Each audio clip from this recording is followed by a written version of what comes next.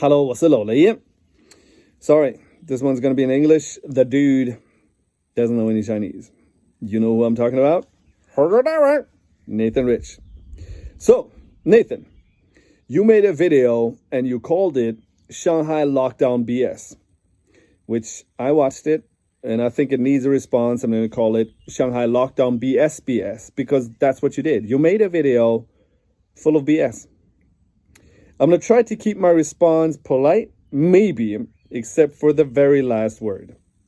Also, surprisingly, I'm going to start off with some praise. Dude, the background music. Man, I thought you were into like the Misfits and stuff, and then you got that cheesy background music. It starts after like a few minutes when you start heaping praise on the Chinese government, how they're heroes and stuff.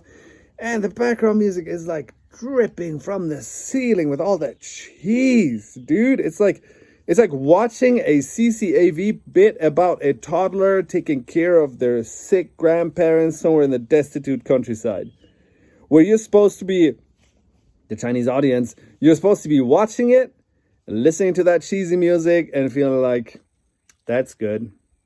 The government is not taking care of them, but they're taking care of each other. Oh, I'm feeling so good. That cheesiness, dude. If you were a parody account, Nathan, that would have been brilliant. Sadly, you aren't, are you? My second praise is more honest. It's not ironic. I think you're being rightfully critical of the COVID response in the so-called West. You focus on America, but you might as well be talking about my country, Germany. I think we didn't do a good job overall. Too many people died. We were chaotic in our response. There was hubris involved. I think in the beginning, there was even racism involved. When we were looking at Asia, what was unfolding in Asia, we were like, oh, that doesn't concern us. And then we got super panicky once Italians started dying, remember? I think it's right to criticize. Keep doing that. You're not wrong there. You're just wrong when it comes to China. And that could be because you don't speak Chinese and you don't know what you're talking about. Like, really. You spent so much time there. You profess to like it so much. You even mop the floor for the government, but you don't bother to learn the language. I don't get it. But it clearly shows. It shows in your very first words. When you go like, well, you know, I've been trying to make these videos, but it's so much work. And then I've been trying to assemble a team to help me, but I couldn't. It's been 2 years, but I couldn't. And I'm like, 2 years in China, you can't assemble a team to edit some videos? Could it be because you don't speak Chinese? I don't know, dude.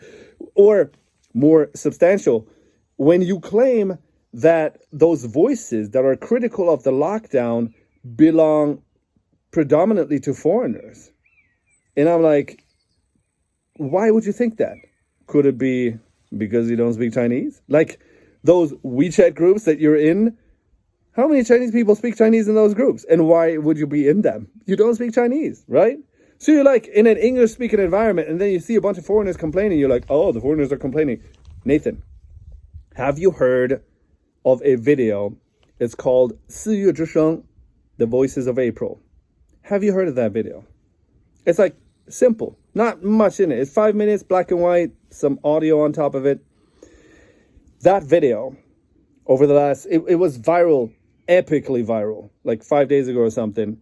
Millions of Chinese people, angry Chinese people, desperate Chinese people trying to share that video online, on Weixin, on Weibo, it being censored. They altering the video, flipping it around, editing different footage, trying to get past the censors, failing. Millions of them, a lot of them in Shanghai. A huge thing that happened online. You don't even mention it. I don't know if you've never heard it, or let me put it this way. I don't know if your girlfriend has ever told you about it, Nathan. Which, I don't know, food for thought, dude. Either she didn't tell you about one of the biggest phenomenons on the Chinese internet in years. Really. She didn't tell you and she made you look stupid. Or she told you or she tried to tell you, but you weren't listening, Nathan. Yeah, I don't know. I don't know what's going on there, but man, there's millions of people around you who are unhappy and then you're like, it's just some foreigners that I understand. Because the rest of them, you don't understand them and you don't care about them, do you? Otherwise, you would learn their language. Dude, that's that thing. I'm just going to address the core argument of your video, which is complete BS. And then we're going to be done with it. I don't want to get into every single detail. But The core argument of your video is that the Chinese government, with all the things that are going wrong in that lockdown, with people starving, literally starving in the financial center of China, in Shanghai, in one of the biggest cities in the world, in a city that has a living standard that is kind of higher than Italy at this point. People starving in their apartments. Old people, no access to the internet, starving. Animals being beaten to death. All these things happening. But you're saying the government are still heroes because all of this is the price that they pay in order to keep COVID out. And that's a good thing because they're just trying to delay the inevitable. They're trying to keep it out as long as they can because, and here's the core argument, the global death rate has been going down steadily. And so keeping it out for longer means getting a less deadly virus because you'll be later on that trajectory. That's the core argument, right? So Nathan, I don't know how you think all of this is happening, but do you really think that the global incline in the death rate of COVID is a purely natural phenomenon that only has to do with the virus becoming less deadly? Like naturally? Like there's every new variant is going to be less deadly than the one before? Is that it? Because I don't know if you remember Delta, but that one was pretty bad. We're kind of, I guess, lucky to have Omicron now, but we don't know what's going to happen later. We don't know about the new variants, do we? Right? So I don't know if that argument, even if it made sense, if it was a good argument, but then it doesn't make sense. The decline in the death rate partly has to do with Omicron being less deadly, but it mainly has to do with either people already having been infected or people having been efficiently vaccinated, right? That's why the death rate globally is going down. So let me talk about what I think that the Chinese government should have been doing, except for what they're doing now. They went the draconian lockdown route very early on in the virus, in early 2020, and I don't like the brutality of it. I watched what was happening in Wuhan, and I didn't like it. I didn't like it in the other cities. I don't like it in Shanghai now. But it's a choice. They made it. And when you contrast that with how we handled our COVID situation, for example, in Germany, it doesn't look totally bad, does it? Because at least you kept it out. What they should have done with this time that they bought by keeping it out for all this time is in December 2020, when the first BioNTech Pfizer vaccine became available and it was proven to be safe and efficient. They should have taken that vaccine. They were offered that vaccine. They refused it, but they should have taken it. They should have made it available to the population. They should have put it in every old person in China, especially the old. And they should have put it in most young people. Did they do that? No, they didn't. First of all, like I said, they refused it. They refused all foreign-made vaccines. For what reason, we don't know. But yeah, if you're in China, you have to use the Guochan stuff, made in China stuff. It's totally different from a technical standpoint. It's less efficient on the first jab, second jab, and third jab. And it doesn't adapt very well to new variants. That's just facts about the Chinese-made vaccines.